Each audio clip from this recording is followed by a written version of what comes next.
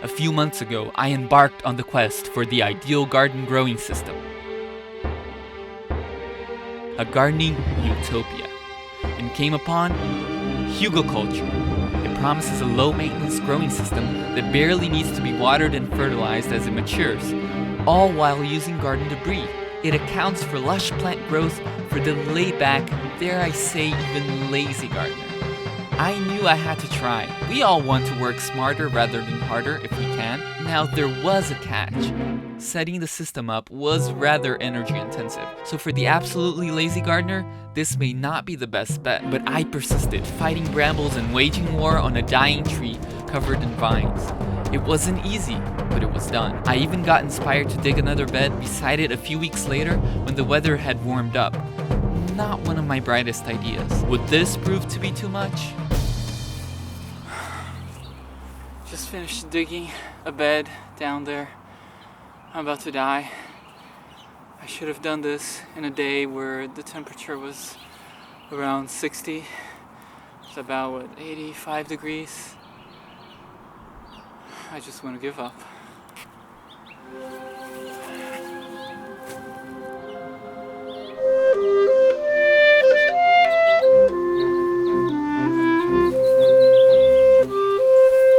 At least on the bright side, there are no mosquitoes.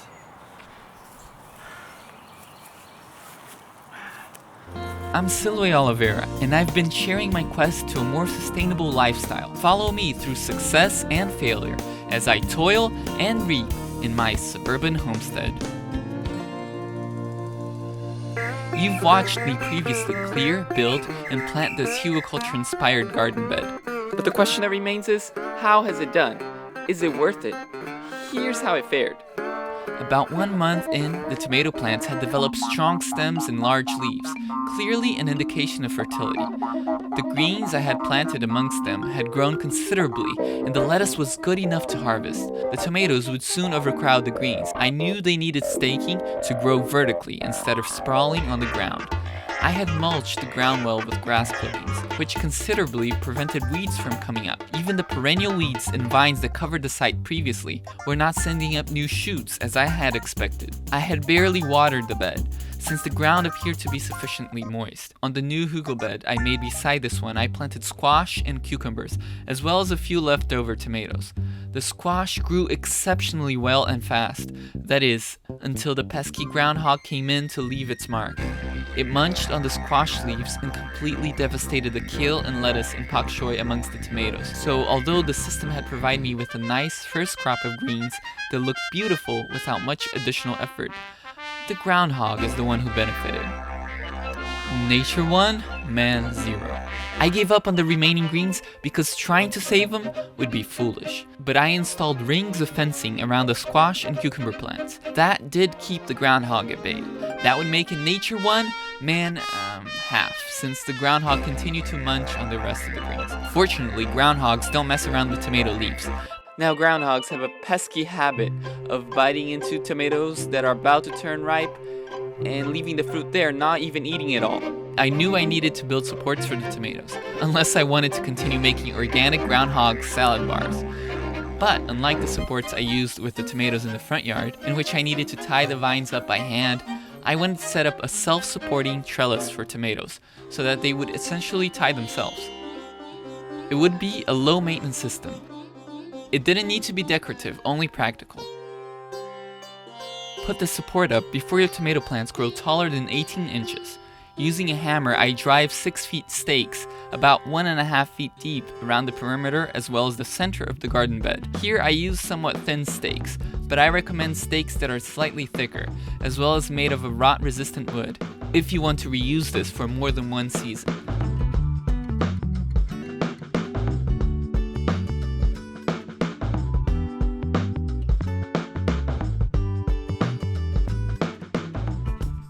I bought plastic garden mesh with large holes. Now I prefer to limit plastic consumption. I feel that plastic works best here though. It lasts for many seasons, and unlike metal, it doesn't bruise the fruits and stems it comes in contact with. Using a staple gun, I staple the plastic to the stakes in horizontal layers every 18 inches or so. It is that simple. Your tomato plant will start growing through the mesh layers, automatically supporting itself. It will set fruit, and ripe tomatoes that would otherwise fall to the ground will be held by the mesh.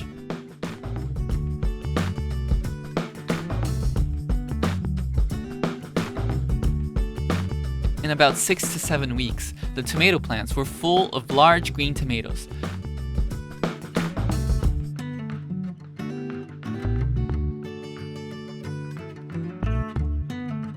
The squash had grown like a monster, even shading out the cucumber, which showed signs of decline. After many male flowers in the squash, a few female fruit-bearing flowers were beginning to grow. Some squash were even developing. I had barely watered all this time. It did rain normally though. I was confirming Hugelkultur's benefit, and it seemed too good to be true. With almost utter neglect, this bed had grown magically into a food forest, promising an abundant harvest. We've got mail, and the first letter comes from Chris from Budapest. He's writing about how to preserve lettuce. In my video, How to Grow More Lettuce, I mentioned that lettuce cannot be preserved, but he writes in with a tip of how to do it. He says, when you want to preserve lettuce, you chop it, you put it in hot water for a short time, then you put it in the freezer. Then when you want to eat it during the cold season, you cook it like a soup. It tastes better if you also put in some potatoes. And you put the dense cream of oil baked flour in it. I guess that would be like a roux, like a Louisiana roux. And cook it till it becomes like spinach. But it tastes something between spinach and kale. Thank you, Chris, for sending in that tip. Our next email comes from Growing Futures Kenya, and they write, the heat is sweltering in our shamba, Swahili for farm, so we are hiding from the sun and divining inspiration from your videos here in Kenya. Well, thank you. We have a vision to build sustainable suburbs as they develop instead of retrofitting them. That is a great idea. And they actually have a blog spot where they're posting their adventure in Kenya, and you can follow it. It's growingfutureskenya.blogspot.com. Thanks for sending in emails. And if you want to ask a question or contribute something, remember to send your question or comment to seedofchoice@gmail.com. And remember to share Suburban Homestead to your friends. Stay tuned for the next update from this experimental Hugelkultur bed in my Suburban Homestead.